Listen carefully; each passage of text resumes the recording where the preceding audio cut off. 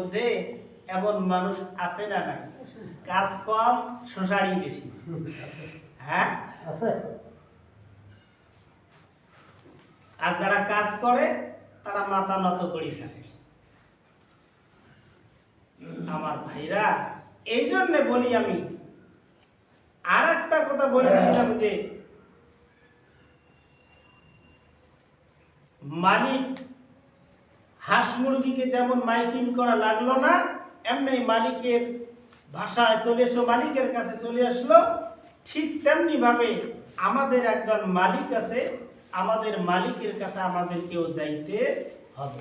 কুল্লু নাফসিন যায়িকাতুল মাউত। কিচ্ছু লাগবে না, যাবার চায় কি না চায় কি, মালিকের কাছে যাইতেই হবে।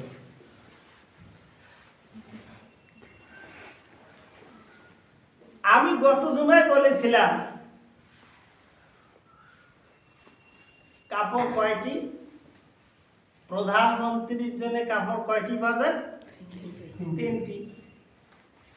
একদল ফকিরের জন্য 3টি,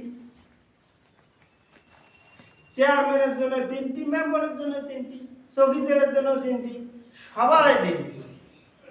তাহলে 3টি যদি কাপড় হয়, তাহলে মানুষটা এই 3টে কাপড় নিয়ে যাইতে হয়। আরো কিছু আছে। আরো একটা কথা বলেছিলাম, আমরা এত ডাকি, আলোচনা করি, আসেন মসজিদে আসেন, ভাইজান মসজিদে আসেন। আমরা মসজিদে আসিনি, 5টি বারে ডাক দেয়, কিন্তু মসজিদে আসে না। আমি এখন বলি, তুমি মসজিদে আসো না, তোমার বাসার মধ্যে একদিন না একদিন মসজিদের খাট যায় হাজির হবে। মসজিদে আসো না, তো মসজিদের খাট তোমার বাসায় হাজির হয়ে যাবে। ওই যে বলছিলাম, মনে আছে কি নাই? আজকেও বলি, ওঠো ওঠো ওঠো ময়না, ওরে ময়না, তোমার বিনা পয়সার পালকি আইসা আছে।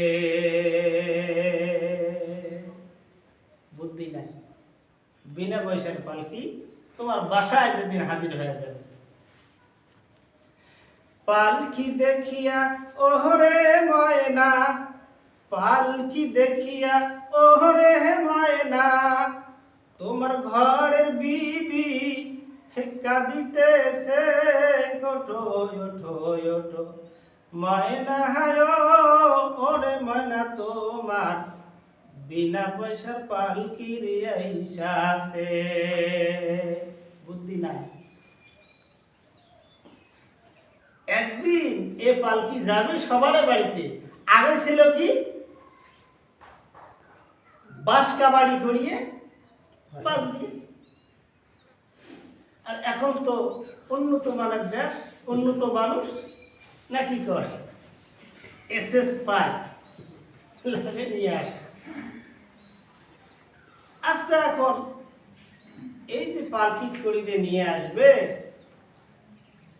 এসে যখন কবরের মধ্যে শোয়া দিবে, সংক্ষেপে কথাটা বলি দেই আমি, যখন কবরে শোয়া দিবে, একজন মানুষ 2জন লাফ দিয়ে কবরে নামবে। একজন সামনের দিকে, আরেকজন পিছনের দিকে। তো নামে যখন দোয়া পড়লো, বিসমিল্লাহি ওয়া আলা মিল্লাতি রাসূলিল্লাহ বলিয়া, বস আল্লাহর নামে রাসূলের দলের মধ্যে ছেড়ে দিল, দিয়ে চলি। এখন আল্লাহ রাসূল এখন গ্রহণ করুক আর চাই না করুক।